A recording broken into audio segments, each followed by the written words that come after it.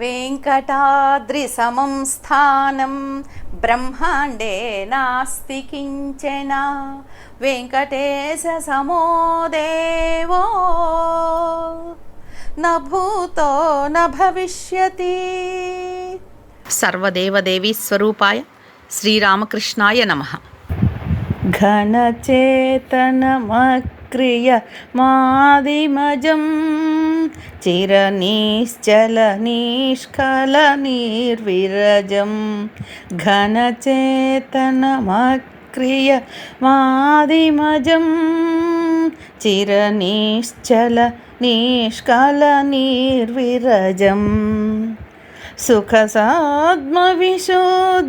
విబుద్ధవరం సుఖసాత్మవిశుద్ధ విబుద్ధవరం ప్రణమామి గదాధర బ్రహ్మపరం ప్రణమామి గదాధర బ్రహ్మపరం.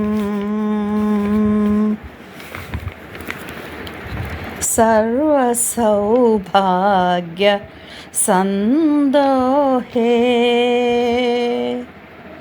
బ్రహ్మానంద పయస్విని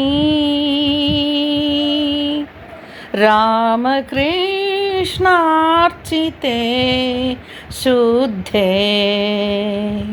శారదే త్వాం నమామ్యహం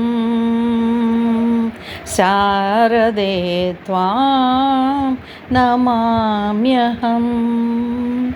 వివేకానంద సంధేయాం క్షమారూపాం తపస్వినీ శారదా దివ్యభూషాం శారదా దివ్యభూషాం తాం నారాయణీం స్మరామ్యహం నారాయణీం స్మరామ్యహం.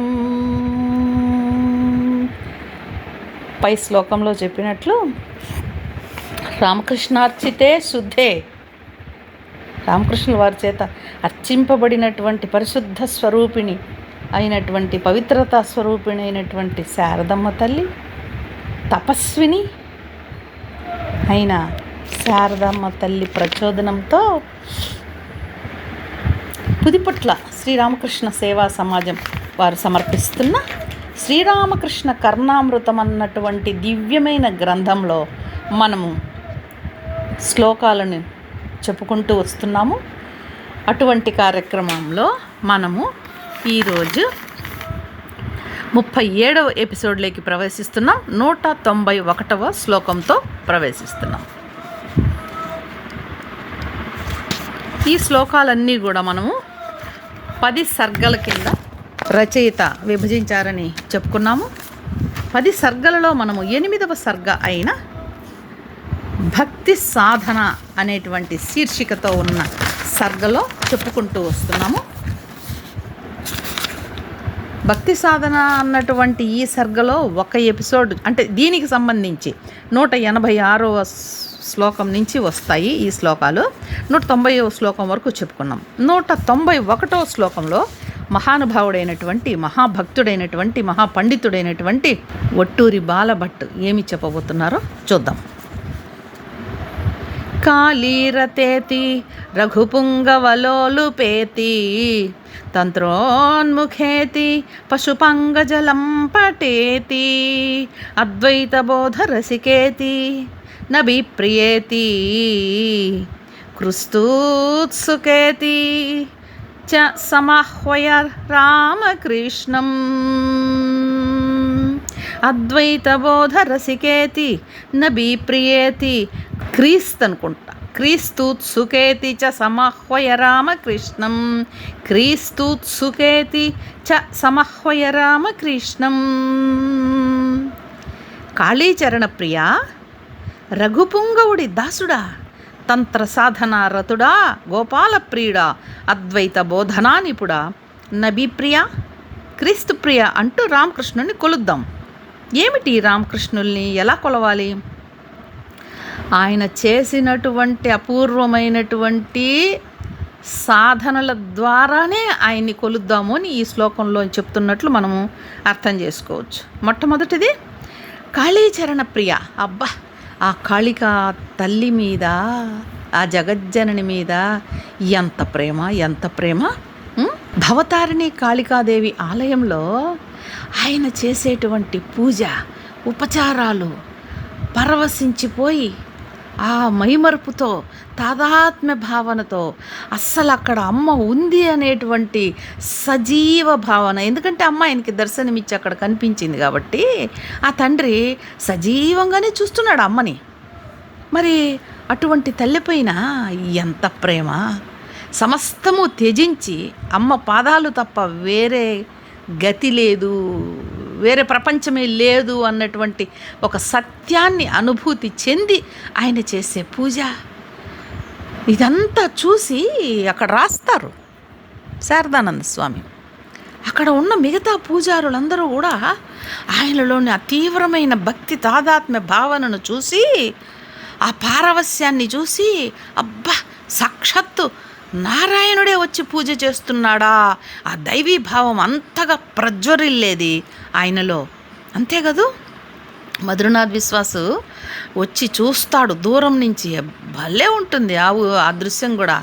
దూరం నుంచి చూసి తల్లి మీద ఉండేటువంటి ఒక నిష్కాపట్య భావము, ఒక ఆధారపడేటువంటి పసిబిడ్డ మనస్తత్వము, అపూర్వమైనటువంటి ఆ దివ్య భావన, ఇవన్నీ చూసి పులకించిపోతాడు. అద్భుతమైనటువంటి ఒక మహాత్ముడైన పూజారి దొరికాడు. లేదు లేదు, దైవీమైన శక్తి, ఆ దేవి జాగృతమైంది అని తెలుసుకుంటాడండి. ఇది ఇంకా ఎంత అద్భుతము! ఎందుకంటే మధురనాథ్ విశ్వాస సామాన్యుడు కాదు కదా. ఆయన జాతకంలోనే చెప్తారు, ఆయన పూజించేటువంటి, ఆరాధించేటువంటి శక్తి నిరంతరం ఆయనతో ఉండి కాపాడుతుంది అని. ఆ శక్తే అమ్మవారు. అమ్మవారే రామకృష్ణుల్లో ఉండి, రామకృష్ణులే ఆ అమ్మవారు, అది వేరే సంగతి. కాపాడిందనే కదా మనం 13 సంవత్సరాల పాటు ఎడతెగకుండా అంతగా సేవ చేసుకున్నాడు మధురనాథ్ విశ్వాస గురుదేవులకి. కాబట్టి అసలు ఈ కాళీప్రియ అన్న నామం కోసమే ఎంతైనా చెప్పుకోవచ్చు. ఏమి ఏమి ఏమి రక్తి, ఏమి అనురక్తి, ఏమి భక్తి, ఆ భక్తి యొక్క శక్తి ఏమిటి! ప్రపంచాన్నే ప్రభావితం చేసింది కదా ఆ కాళీ తల్లి మీద ఉండేటువంటి ఆ అపురూపమైనటువంటి భక్తి భావన. అందుకే ఇక్కడ ఎంత చక్కగా కాళీప్రియ ఇట్లా, ఇది 2 రకాలుగాను. కాళీ రతేతి, రతము అంటే ఆసక్తి. కాళీదేవికి ఆయన మీద ఉండేటువంటి ప్రేమ, వాత్సల్య భావన, ఆయనకి కాళీ తల్లి మీద ఉండేటువంటి అపూర్వమైన ఆరాధన, భక్తి, 2 అద్భుతమే. ఇంకా తర్వాతది రఘుపుంగవుడి దాసుడా. అసలు ఈ క్షుదిరాముడు, వీళ్ళ పూర్వీకులు, వీళ్ళందరికీ కూడా కులదైవము రఘువీరుడు. అదే మనం చూస్తాం క్షుదిరామ్ చరిత్రలో కూడా. ఆయన ఒకసారి బయట ఊరికి వెళుతూ ఒక చెట్టు కింద విశ్రమించినప్పుడు సాక్షాత్తు రఘువీరుడిదే దర్శనమిచ్చి నన్ను ఇంటికి తీసుకొని పోవయ్యా అనడము, ఆయన చుట్టుపక్కల వెతికితే ఒక రఘువీర సాలగ్రామం కనిపించడము, ఆయన పరవశించి దానిని ఇంటికి తీసుకురావడము. ఇప్పటికీ కూడా రామకృష్ణుల వారి యొక్క వంశం వాళ్ళే 5వ తరం అని చెప్పారు అక్కడ ఉన్నటువంటి ఒక ఆయన. వాళ్ళు దానిని పూజిస్తూ ఉండడము కామార్పుకూరులో మనం చూస్తాం. వీళ్ళ పేర్లలో కూడా రామకుమారు, రామేశ్వరు, రామశీల, క్షుదిరామ్, ఈ పేర్లలో కూడా ఈ రామ అనేటువంటివి రావడం కూడా మనకి తెలుస్తోంది. వీళ్ళందరూ కూడా మహారామభక్తులని, వీళ్ళ కులదైవము రఘువీరుడు కాబట్టి. అందుకని ఆయన రఘువీరుణ్ణి ప్రత్యక్షం చేసుకోవడానికి, సాక్షాత్కరింపజేసుకోవడానికి దాస్యభావంలో స్థిరపడిపోయి సాక్షాత్తు వానరుల్లాగే ఆంజనేయ స్వామి భావాన్ని ఆరోపింపజేసుకొని చెట్ల మీదనే ఉండడము. ఆ కథంతా మనం చదువుకున్నాం.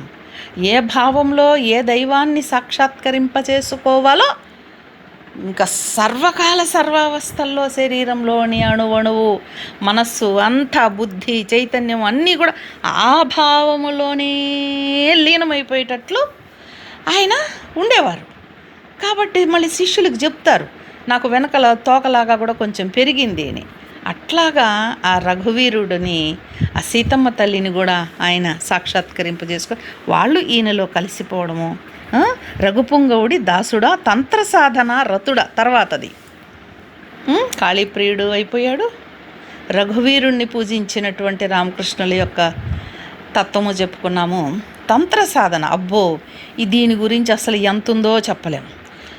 భైరవి బ్రాహ్మణి వెతుక్కుంటూ వస్తుంది. అమ్మవారు చెప్పారయ్యా, ఒక 3 భక్తుల్ని నేను కలుసుకోవాలి. గిరిజుడు అనేటువంటి ఒక భక్తుడు, ఇంకొక భక్తుడు, ఈ తర్వాత రామకృష్ణుల వారు. మిగతా 2 భక్తులు కూడా వాళ్ళ యొక్క భక్తి ద్వారా వచ్చిన యోగ శక్తుల ద్వారా కొంచెం భ్రష్టత్వం పొందిపోయారు. ఇదిగో ఇప్పుడు ఈయనని చూస్తూనే అమ్మ గుర్తుపట్టేసింది. భైరవి బ్రాహ్మణి మహానుభావురాలు, ఎంత మహాపండితురాలో, మహాసౌందర్యవతి, శాస్త్రంలో గొప్ప వైదుష్యాన్ని కలిగినటువంటి విదుషీమణి. ఆమె వచ్చిన తర్వాత కదా ఈయన లోకానికి అంతటికి చాటింపు చేసింది మహాతల్లి. ఒక పెద్ద సభ పెట్టి, మీరనుకుంటున్నట్లు ఈయన పిచ్చివాడు కానే కాదు, శాస్త్రాలు నిరూపిస్తున్నటువంటి మహాభావం అనేటువంటి ఒకానొక అత్యున్నతమైనటువంటి భక్తి స్థాయిలో ఉన్నాడు, అసలు దాన్ని మించిపోయాడు బోండ్రా అని చెప్పి డంకా బజాయించి చెప్పింది తల్లి. గొప్ప గొప్ప వాళ్ళందరూ వచ్చి, అబ్బా ఇది ఏమి భావన, ఇది ఏమి శక్తి, ఇది ఏమి భక్తి, ఈయనలో వెల్లువలై పొంగుతోంది, అన్నిటికీ మించిపోయింది ఈ భక్తి తత్వము అని చెప్పి గౌరీ పండితలోచనుడు వీళ్ళందరూ కూడా, శశిధర తర్క చూడమని, ఈ సమకాలీన పండితులు, పండిత భక్తులు వీళ్ళందరూ కూడా ఉద్ఘోషించారు కదా ఆయనలో ఉన్నటువంటి ఆ తత్వానికి. కాబట్టి ఈ భైరవి బ్రాహ్మణి అప్పటికే ఆయన వైష్ణవ సాధనలు అసలు ఏ గురువు లేకుండానే అన్నీ ఆ విపరీతమైన వ్యాకులతతో చేసుకుంటూ వచ్చేసినటువంటి ఆయనకి ఇదిగో ఈ గురువుని పంపించిందమ్మ. శ్రీమూర్తిని గురువుగా స్వీకరించాడు మహానుభావుడు. ఆమె 64 తంత్ర విద్యలని, తంత్రశాస్త్రాలను అన్నింటినీ క్షుణ్ణంగా నేర్పించేసిందండి.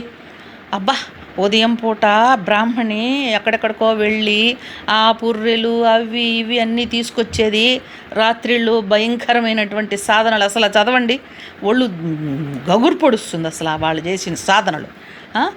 పీఠముడి అంటే భూమి లోపల పుర్రెల్ని పాతిపెట్టి 2 విధాలైనటువంటి ఆసనాలు తయారు చేసుకున్నారంట. ఒకసారి ఒక చోట, ఒకసారి ఒక చోట చేసేవాళ్ళు. అయ్యో అయ్యో అయ్యో ఏమి విచిత్రాతి విచిత్రమైన శవాలని తీసుకురావడం, ఆ శవాల మీద కూర్చొని సాధన, ఆ పుర్రెలతో నిర్మించబడినటువంటి వేదిక మీద కూర్చొని చేసేటువంటి సాధన. చివరికి ఒక పరాకాష్ట, ఒక స్త్రీమూర్తి నగ్నంగా కూర్చోబెట్టి ఆమె దగ్గర తొడ మీద కూర్చొని సాధన చేయి, జపం చేయి అని చెప్తే వణికిపోతారు రామకృష్ణుల వారు. కానీ అమ్మ దయతో, అమ్మ కృపతో, అనుగ్రహంతో గొప్పగా సాధిస్తాడు. అబ్బా, అసలు భలే సాధనలు అండి ఆ సాధనలు. ఏవి? తాంత్రిక సాధనలు. అబ్బా, ఆయన చెయ్యని సాధన అంటూ లేదు. అది ఆ తాంత్రిక సాధనలన్నింటిలో మహాసిద్ధి పొందిన మహాత్ముడు, తంత్ర సాధనారతుడా, గోపాలప్రియుడా. అబ్బబ్బబ్బా, ఇది ఇంకొక మహా అద్భుతమైనటువంటిది. అఘోరమణిదేవి అనేటువంటి ఒక పేదరాలు, వైష్ణవ వితంతురాలు తల్లి. ఎప్పుడో భర్త చనిపోతే ఒక కులగురువు ఇచ్చినటువంటి కృష్ణ మంత్రాన్ని జపిస్తూ అన్న ఒక జమీందారుల తోటలో ఉండేటువంటి కృష్ణుడి గుడిలో పూజారి. ఈమె కూడా అక్కడే ఏదో ఒక చిన్న గదిలో ఉండిపోయింది. అక్కడ పూజలు చేసుకుంటూ, సేవ చేసుకుంటూ, జపం చేసుకుంటూ ఒక త్యాగపూరితమైన భక్తి నిండిపోయిన జీవితాన్ని గడుపుతూ వస్తోంది. ఆమె ఆ జమీందారి యొక్క భార్య ఇద్దరు గురుదేవుల దగ్గరికి వెళ్ళడము, ఆయన వీళ్ళలోని పవిత్రతని, ఆ భక్తి తీవ్రతని అంతా కూడా పసిగట్టి చాలా మెచ్చుకోవడము, ఇదంతా జరగడమే ఒక ఎత్తు. అయితే తర్వాత ఈ తల్లి పూర్తిగా రామకృష్ణుల వారిలో శ్రీకృష్ణుడినే దర్శిస్తుంది, బాలకృష్ణుడిని. ఈమెకి బాలకృష్ణుడు ప్రత్యక్షం కావడము, ఆ కృష్ణుడిని చంకలో వేసుకొని పరిగెత్తడము దక్షిణేశ్వరానికి, అవన్నీ కూడా ఒక అద్భుతమైన అపూర్వమైనటువంటి ఘట్టాలు.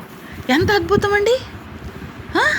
అసలు మహాయోగులకు సైతం దొరకదే, పాదపద్మాల దర్శనమే దొరకదు. అట్లాంటిది ఈ తల్లి సంవత్సరాల పాటు చేసినటువంటి నిష్టగా ఆ జపము, ఆ భక్తి, ఆ త్యాగభావము, ఆ పేదరికాన్ని కూడా ఎంతో ఇష్టంగా స్వీకరించి సణుక్కోకుండా చేస్తుంది చూడండి. ఆమె అంత గొప్పగా సాధన సాధన సాధన ఆ సాధన ఫలితము కృష్ణుడే ఆమె దగ్గరకు వచ్చాడు, బాలకృష్ణుడు. అబ్బా, అది భలే అద్భుతం అండి. అసలు ఆమె చరిత్ర అంతా కూడాను, ఆమెకి గురుదేవులకి ఉండేటువంటి బాంధవ్యం కూడా అపురూపమే. ఎందుకు స్వామి మీరు ఆమె వచ్చినప్పుడంతా ఆమెకి ఏదో ఒకటి తినిపిస్తారు, ఆమెను తిండి తెమ్మంటారు, ఆమె కూడా చాలాసార్లు విసుక్కుంటుంది, దీని ఎప్పుడు తిండి మాట్లాడతాడు, తిండి గురించే మాట్లాడతాడు అని. తీరా చూస్తే ఆయన ఏం చెప్తాడు, అయ్యా ఆమె ఎవరో కాదు, కృష్ణ భగవానుడికి చిన్నప్పుడు పండ్లు తినిపించినటువంటి, పండ్లు అమ్ముకునేటువంటి ఒకానొక వనిత, ఆమె ఇప్పుడు ఇలాగ జన్మ తీసుకొని వచ్చింది అని చెప్తే మనం అస్సలు దిగ్భ్రాంతులైపోతాం. అది ఆమె కథ. కాబట్టి ఆమె ఏమంటుంది, గోపాల గోపాల గోపాల అనే పిలుస్తుంది. ఎందుకంటే ఆ చిన్ని కృష్ణుడు రామకృష్ణుల వారిలో లీనమైపోతాడు, మళ్ళీ ఆయనలోంచి బయట వచ్చి ఆడుకుంటాడు ఆమెతో. అబ్బాబ్బా, అదే ఒక మహాద్భుతమైనటువంటి దివ్యమైన ఘట్టం. భారతీయ సంస్కృతిలో స్త్రీమూర్తి భర్తను కోల్పోయిన తర్వాత ఏ విధమైన త్యాగపూరితమైన జీవితము, ఆకర్షణ రహితమైనటువంటి జీవితము ఎందుకు గడపాలో, దానికి సిద్ధి ఏమిటో, ఫలితం ఏమిటో నిరూపించింది ఈ గోపాలయర్మ తల్లి జీవితము, అఘోరమణిదేవి జీవితము. భగవంతుణ్ణి పొందడం, కోరికలు తీర్చుకోవడం కాదు, ఆకర్షణల మాయలో పడిపోయి చిక్కిపోవడం కాదు, సమస్తము అందులోనే కోల్పోవడం కాదయ్యా జీవిత పరమార్థమని భారతీయ మహర్షులు విధించినటువంటి నియమ నిబంధనలు అద్భుతంగా పాటించి భగవంతుణ్ణి పొందిన మహనీయురాలుతో రామకృష్ణుల వారికి ఉన్నటువంటి ఆ బంధమంతా గుర్తు చేస్తుంది గోపాలయర్మ, గోపాలుడి యొక్క తల్లి. గోపాలుడు ఎవరు? రామకృష్ణులు. అద్భుతమండి అస్సలు వీళ్ళ ఇద్దరి యొక్క బాంధవ్యము. కాబట్టి ఎంతైనా చెప్పుకోవచ్చు దీని గురించి. గోపాల ప్రియుడా. అంతేకాదు, ఇంకొకటి కూడా, బ్రహ్మానంద స్వామిని కూడా ఏం చెప్తారు, ఆయన ఒక గోకులంలోని గోపబాలుడు, ఒక మహాదివ్యమైన తామరపు మధ్యలో ఇద్దరు నృత్యం చేస్తున్నారు. కృష్ణ భగవానుడు, బాలకృష్ణుడు, చిట్టి తండ్రి నాయన, ఆ పక్కనే ఒక గోప బాలుడు, ఇద్దరు ఆనందంగా నృత్యం చేస్తున్నారయ్యా. ఈ దృశ్యం నాకు కనపడింది. ఆ బాలుడు ఎవరో కాదు, ఆ గోప బాలుడే ఈ బ్రహ్మానంద స్వామే. రాకాల్ ఆయన పేరు. చూడండి, గోకులంలో ఉన్నటువంటి విశేషాలన్నీ ఆయనతో ఎలా వచ్చాయో ఈ జన్మలో. అంతేకాదు, యోగానంద స్వామిని రాధాదేవి అంశగా చెప్తారు కదా, ఇది ఉన్నటువంటి విశేషం. గురుదేవులకి కృష్ణ లీలలో ఇక్కడికి అనుసరిస్తూ వచ్చినటువంటి వీళ్ళందరూ కూడా మహాద్భుతం. రఘుపుంగవలోలుపేతి తంత్రోన్ముఖేతి. మనం చెప్పుకోవాల్సింది, మనము తంత్రోన్ముఖేతి పశుపాంగజ లంపటేతి, అద్వైత బోధ రసికేతి. అద్వైత బోధనను బోధించడంలో వివేకానంద స్వామి వెళ్ళినప్పుడంతా అష్టావక్ర సంహిత ఇచ్చి చదవమనేవారంట. గోపాల ప్రియుడా, అద్వైత బోధన నిపుణుడా. అద్వైత బోధన అంటే భావన సిద్ధి కలిగించడానికి ఆయనని తాకారు. ఎవరిని? వివేకానంద స్వామిని. ఆయనకి సమస్తము ఒకే చైతన్యంతో నిండిపోయినట్లు పిచ్చెక్కిపోయింది వివేకానంద స్వామికి 3 రోజుల పాటు. అర్థమే కాలేదు ఆయన ఆ పరిస్థితి తట్టుకోలేకపోతాడు. ఆ విధంగా ఎవరు అర్హులో వాళ్ళకి ఆ అద్వైత స్థాయిని బోధించినటువంటి బోధనా నిపుణుడు నబీ ప్రియేతి. ఇది గోవిందరాయ్ పంతులు అనేటువంటి ఒక సూఫీ సాధువు ద్వారా స్వీకరించినటువంటి మహమ్మదీయ మత సాధనలో కూడా సిద్ధుడు, క్రీస్తు ప్రియ. ఇది శంభుచరణ్ మల్లిక్ యొక్క ఉద్యానవన గృహంలో మేరీ తనయ ఒడిలో ఉండేటువంటి బాలక్రీస్తుడు గురించి ఆయన బైబిల్ నుంచి చెప్పగా వినడము, అక్కడ నుంచి ఒక దివ్యమైన తేజస్సు వీరిలోకి రావడము, గురుదేవులు తర్వాత ఈ క్రీస్తు మహాత్ముడి మీద విపరీతమైన ధ్యానం చేయడము, సిద్ధి పొందడము, సాక్షాత్తు క్రీస్తు ప్రత్యక్షమై ఈయనలో కలిసిపోవడం, ఇవన్నీ కూడా మనము చదువుతాం గురుదేవుల సాధనలలో. ఆ విధంగా రామకృష్ణుని కొలుద్దాము అని 191వ శ్లోకంలో చెప్తున్నారు. తర్వాత శ్లోకానికి వెళ్తున్నాం. 192. కాళీతి కామదహనేతి రఘుత్తమేతి కృష్ణేతి మేరీ తనయేతి శచీసుతేతి తాతేతి మాతరితి బంధువరేతి పుత్రేత్యాత్మేశ్వరేతి చ నిమంత్రయ రామకృష్ణం. ఇది కూడా ఇంచుమించు అలాంటిదే. కాళీ, కామదహనుడైన పరమశివ, రఘుత్తముడైన రామ, కృష్ణ, మేరీ తనయ, చైతన్య ప్రభు, తండ్రి, అమ్మ, ఆత్మబంధు, ప్రీసుత, ఆత్మేశ్వర అంటూ రామకృష్ణుని ఆహ్వానిద్దాము.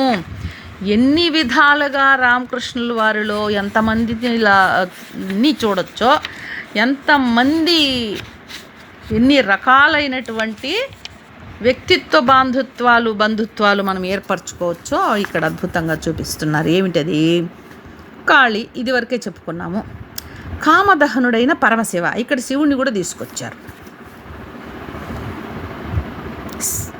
కాశీక్షేత్రంలో అనుకుంటా మన శివానంద స్వామికి సాక్షాత్తు శివుడుగా దర్శనమిచ్చారు మన రామకృష్ణుల వారు. రఘుత్తముడైన రామ, ఇది చెప్పుకున్నాము. కృష్ణ, ఇది చెప్పుకున్నాము. మేరీ తనయ, చైతన్య ప్రభు, ఇది ఒక ఇంకా అద్భుతం. ఎందుకంటే సరిగ్గా రామకృష్ణుల వారు అవతారం తీసుకొని వచ్చేటప్పటికి ముందు ఈ చైతన్య మహాప్రభు యొక్క దివ్యమైన మహత్యం అంతా కూడా ఉర్రూతలూగించేసింది బెంగాల్ రాష్ట్రము మొత్తం అంతా కూడా, భారతదేశం అంతా కూడా. ఆ కృష్ణ భక్తి, కృష్ణ ప్రేమ, కృష్ణ చైతన్యము ఎంతో గొప్పగా స్థాయిలో ఆయన ప్రచారం చేశాడు. చాలామంది భైరవి బ్రాహ్మణి కావచ్చు, బలరాం బోసుకు కూడా ఈయన చైతన్య మహాప్రభులాగే అనిపించారు, దర్శనమిచ్చాడు. ఎందుకయ్యా అంటే చైతన్య మహాప్రభులో ఏ విధమైనటువంటి దివ్యాతి దివ్యమైన మహాభావం అనేది పరిడవిల్లిందో ఇందాక చెప్పుకున్నాం. గొప్ప స్థాయిలో భక్తి ఉండడం అనేది, అదే విధమైన ఇది రామకృష్ణ వారిలో ఉంది. అంతేకాదు చైతన్యులు ఒక చోట చెప్తారు, నేను మళ్ళీ అవతరిస్తాను అని చెప్పారు, కాబట్టి ఆయనే ఈయనలో ఆయన కూడా ఉన్నాడు అని అంటారు. ఇది భైరవి బ్రాహ్మణి కూడా చెప్తుంది. ఈ మహాభావం అన్నది ఎవరికి సాధ్యం కానటువంటి విషయమో అప్పుడెప్పుడో రాధాదేవికి సాధ్యమయ్యింది, మళ్ళీ చైతన్య మహాప్రభుకి ఇదిగో ఇప్పుడు ఇది రామకృష్ణుల వారిలో ఈ మహాభావం అన్నది అంత అద్భుతంగా ప్రకటితమవుతోంది అని చెప్పి చెప్తారు. ఈయనని చాలామంది చైతన్య ఎందుకంటే అప్పుడు మహా గొప్పగా ప్రభావితం చేసిన దివ్యమైన ఆధ్యాత్మిక పురుషుడు ఆయన చైతన్య మహాప్రభు. కాబట్టి అందరూ కూడా వీరిని వారిలాగానే భావన చేశారు. కొంతమంది చాలా ఇంకా గొప్పగా ఆ తత్వాన్ని వీరిలో అనుభూతి చెందారు. కాబట్టి ఆయన చైతన్య ప్రభుగా మనము చెప్పుకోవచ్చు. తండ్రి, అమ్మ, ఆత్మబంధు, ప్రేసుత, వివిధములైనటువంటి మనుషుల్లో ఏ విధమైన సంబంధ బాంధవ్యాలు ఉంటాయో అవన్నీ కూడా భగవంతుడికి భక్తుడికి కూడా అనుసంధానం చేసుకుంటూ చేసేటువంటి ఒక సాధన పద్ధతులన్నీ కూడా ఈ శ్లోకంలో చూపిస్తున్నట్టుగా మనం అనుకోవచ్చు. ఆత్మబంధు, ఒక ఆత్మబంధువుగా ఆత్మ నివేదన చేసుకునేటువంటి ఒక బాంధవ్యము. ప్రీసుత, ఒక కుమారుడిలాగా. ఆత్మేశ్వర, ఇది ఇంకా ఆత్మకు ప్రభువు అయినటువంటి ఒకనొక దివ్యమైన భావం అంటూ రామకృష్ణుని ఆహ్వానిద్దాం. తర్వాత 193వ శ్లోకానికి వెళ్తున్నాం. యోగీశ్వరేతి అఖిల కర్మచనేతి నిత్యముక్తేతి భక్తి రసికేతి బృహద్వ్రతేతి గార్హస్థ్యధర్మ నిరతేతి తపోధనేతి తుర్యాశ్రమన్నితి చ కీర్తయ రామకృష్ణం. యోగి గార్హస్థ్య ధర్మ నిరతేతి తపోధనేతి తుర్యాశ్రమన్నితి చ కీర్తయ రామకృష్ణం. ఏమిటయ్యా ఇది భావం అంటే? యోగీశ్వర, అద్భుతమైన కర్మయోగి, నిత్యముక్త, భక్తిరస నిమగ్నుడా, బ్రహ్మచారి, గృహస్థాశ్రమ నిరతుడా, అంటూ తపోసంపన్నుడు తురీయాశ్రమ స్థితుడు అయిన రామకృష్ణుని కీర్తించండి. రామకృష్ణుని కీర్తించండి అయ్యా. ఎలా కీర్తిస్తారయ్యా అంటే, ఎలాంటి వాడు అతను అంటే తపోసంపన్నుడు. అంతకు మించిన తపస్సు ఎవరు చేయగలరు?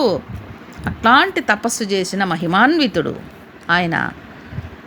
గృహస్థాశ్రమ నిరతుడు, అంతే కదా. శారదమ్మ తల్లిని వివాహం చేసుకున్నారు. ఎన్నో సందర్భాల్లో చాలా తమాషాగా మాట్లాడతారు. ఏమని? అయ్యో మీ పిన్ని అలిగి వెళ్ళిపోతుంది చూడు, హృదయ్ అర్రే రే నా పరిస్థితి ఇట్లుందే అంటే, పైకి ఊరికే పెళ్లి చేసుకున్నప్పటికీ ఏ విధమైన సాంసారిక బాధ్యతలు బంధాలు లేవు వాళ్ళకి. బంధం కూడా లేదు భార్యాభర్తల వంటిది. కానీ నేనే ఇలా ఉన్నానంటే ఒరి మరి ఇంకా అసలు సంసారంలో కూరుకొని పోయిన అసలైన సంసారస్తుల యొక్క గృహస్థుల యొక్క బాధ ఎలా ఉంటుందయ్యా, వాళ్ళ మనస్థితి ఎలా ఉంటుంది ఊహించుకోవచ్చు కదా అని చెప్తారు. అంతేకాదు అమ్మకి ఒక గొప్ప చక్కటి భర్తకి ఉండాల్సినటువంటి బాధ్యతతో ఆమెకి బంగారు నగలు ఇష్టమని తనకు వచ్చేటువంటి 7 రూపాయల జీతాన్ని హృదయకి చెప్పి ఒక పెట్టెలో వేయించి అమ్మకి నగలు చేయిస్తారు కదా. చూడండి అసలు ఎంత చక్కటి ఇదో అసలు. అందుకని ఒక శిష్యుడిని అడిగినప్పుడు, బాబు నేను గృహస్థుడినా సన్యాసిని అంటే, మీరు అటు సన్యాసి కాదు ఇటు గృహస్థుడు కాదు నేను చెప్తాడు అతను. ఎంత ఆ సమాధానానికి మురిసిపోతారు గురుదేవులు. ఒరే భలే చెప్పావే అని. అట్లా ఉంటుంది ఆయన యొక్క బ్రహ్మచర్య గృహస్థాశ్రమ ధర్మము, ఇటు సన్యాస ధర్మము రెండు కూడా. అది తర్వాత మొదటిది వచ్చి అద్భుతమైన కర్మయోగి. ఏం గొప్ప ఇదండి ఇది. కర్మయోగి అంటే కర్మ ఆచరణే ఒక యోగంగా చేసుకున్నాడు ఆ తండ్రి. నిష్కామ కర్మను చేస్తూ ప్రతిఫలాపేక్ష లేకుండా ఆ పూజా కార్యక్రమాలు, నిరంతర దైవారాధన, నిత్యముక్తుడు, భక్తిరసమగ్నుడా.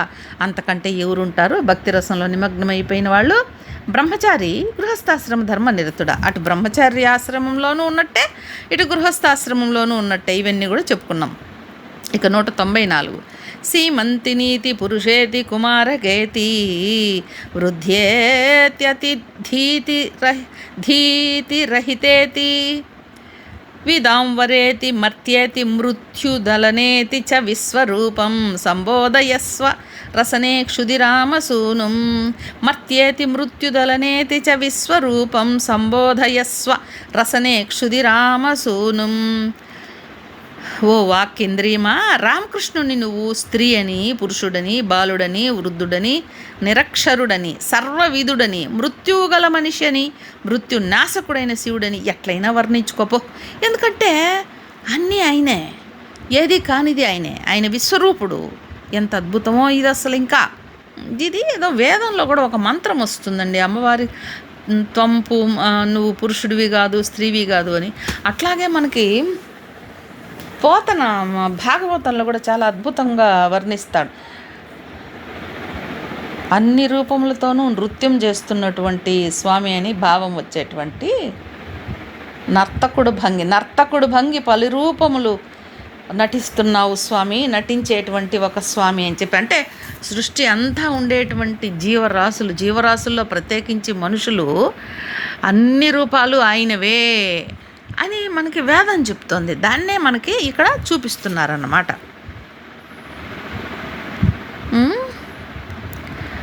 నువ్వు స్త్రీ కావని, పురుషుడు, బాలుడని, వృద్ధుడని అంటే రెండు వ్యతిరేకాలు చూడండి. స్త్రీవే పురుషుడివే రెండు, బాలుడివి వృద్ధుడివి, నిరక్షరుడివి సర్వవిధుడివి. ఏమి చదివే రాదు నీకు, కానీ నువ్వు మహాపండితుడివి, మృత్యువు గల మనిషివి. మృత్యువు వచ్చి తీరుతుంది మనిషికి, కాబట్టి ఆ మృత్యువు ఉన్నటువంటి మనిషివి, మృత్యు నాశకుడైన శివుడివి, అంటే లయకారకుడైన శివుడివి. ఎంత అద్భుతం! ఎట్లయినా వర్ణించే, ఎందుకంటే ఆయన అన్ని రూపాలు ఆయనవే. విశ్వరూపుడు అంటే విశ్వంలో ఉండే అన్ని రూపాలు ఆయనవే. ఇక 195 గూఢం మహావాక్య వన ప్రదేశే రూఢం మహాయోగి మనస్సరోజే ఊఢం మనోజారి జటాకలాపే ప్రౌఢం ప్రసాదే భజ రామకృష్ణం ఊఢం మనోజారి జటాకలాపే ప్రౌఢం ప్రసాదే భజ రామకృష్ణం. ఈ వాక్యాలు, ఈ పదాలు చూడండి ఎంత అద్భుతంగా పొందిగ్గా ఒక లయాత్మకమైనటువంటి సౌందర్యం ఆ ధ్వనిలో మనకు వినిపిస్తోంది. గూఢం, రూఢం, ఊఢం, ప్రౌఢం, ఇదే పదాలు వాడాడనమాట. ఒకే రకమైనటువంటి ధ్వని సౌందర్యం ఉండేటువంటి పదాలు. అదేంటో చూద్దాం. ఉపనిషత్తులలో అనే మహావాక్యాలు అనేటువంటి వనాలలో దాగినవాడంట. ఉపనిషత్తులన్నీ వెతికేది ఆ పరబ్రహ్మ స్వరూపాన్నే కదా, అది ఇక్కడ చెప్తున్నారు. మహాయోగుల మనస్సరోజాలలో పాదుకొన్నవాడు. రూఢం అంటే పాదుకొనడం, మహాయోగుల మనస్సరోజం. ఊఢం ఆసీనుడైన వాడు అని అర్థం. మనోజ అరి అంటే శత్రువు, మనోజుడు అంటే మన్మధుడు. మన్మధుడు యొక్క శత్రువు అయినటువంటి శివుడి యొక్క జటాకలాపంలో ఆసీనుడైన వాడు. ఊఢం మనోజారి జటాకలాపే అనే దానికి అర్థం. ప్రౌఢం ప్రసాదే భజ రామకృష్ణం, భక్తులని అనుగ్రహించడంలో ప్రసిద్ధుడు. ప్రౌఢత్వం అంటే ఒక నిష్ణాతుడైనటువంటి వాడు, ప్రసిద్ధుడు. భజ రామకృష్ణం, అది 195వ దానికి అర్థం. ఇక 196.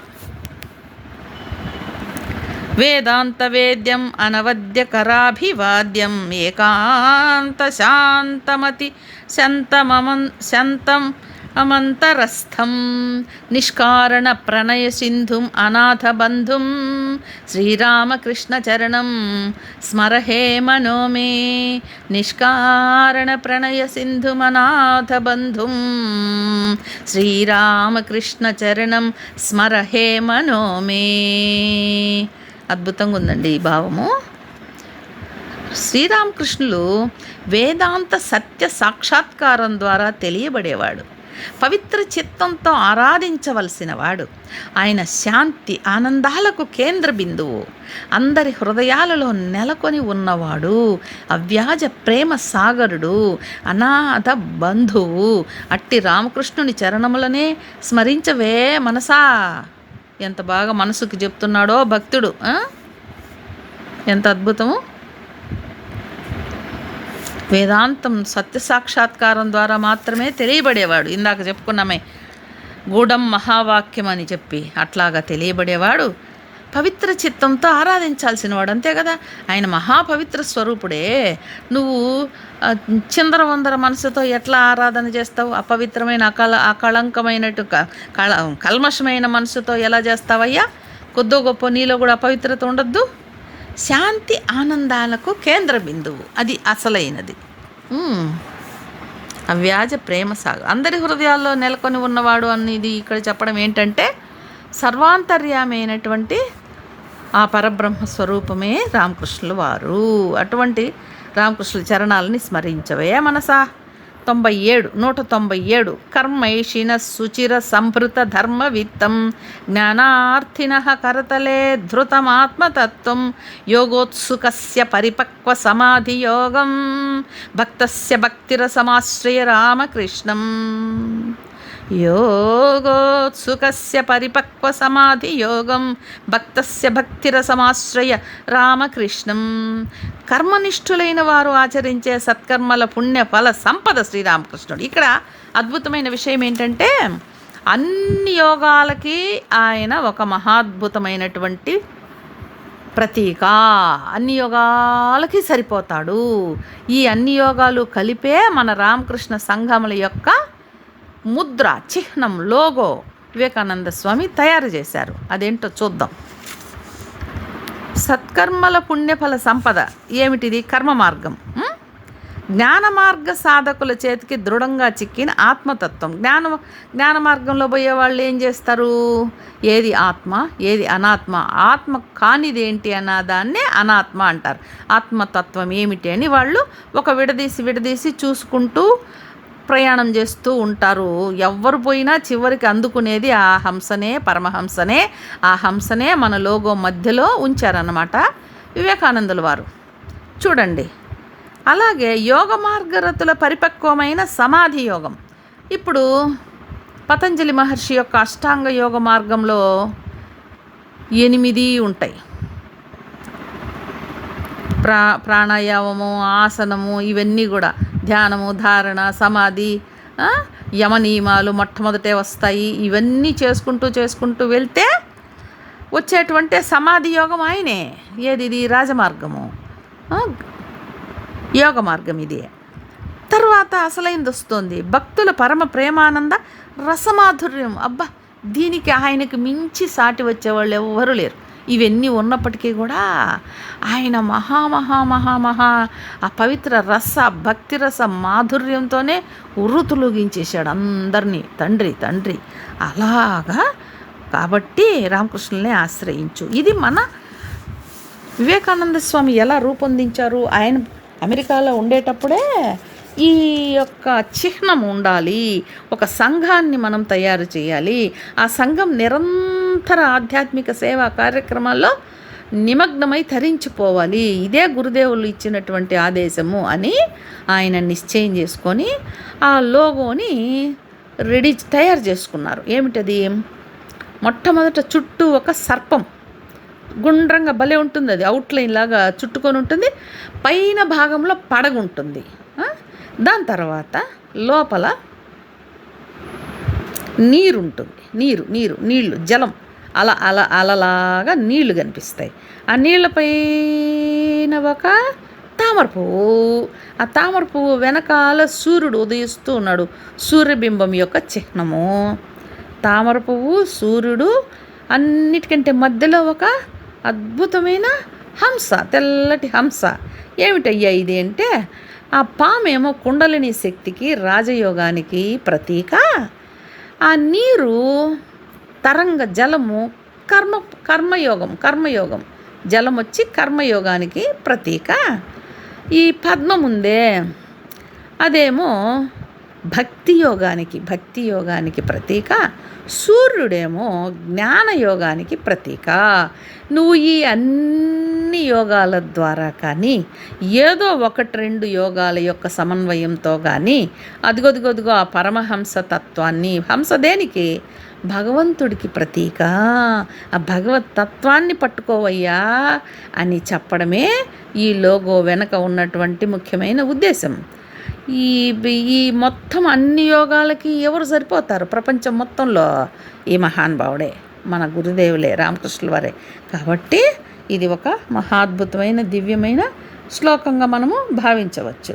అటువంటి సర్వయోగ సమన్వితమైనటువంటి ఆ లోగోని సమకూర్చినటువంటి సప్తర్షులలో ఒక్కరైన వివేకానంద స్వామి మనల్ని ఆ యోగాలన్నింటిలో కొద్దో గొప్ప మనం కూడా సాధన చేసే విధంగా శక్తినివ్వాలి.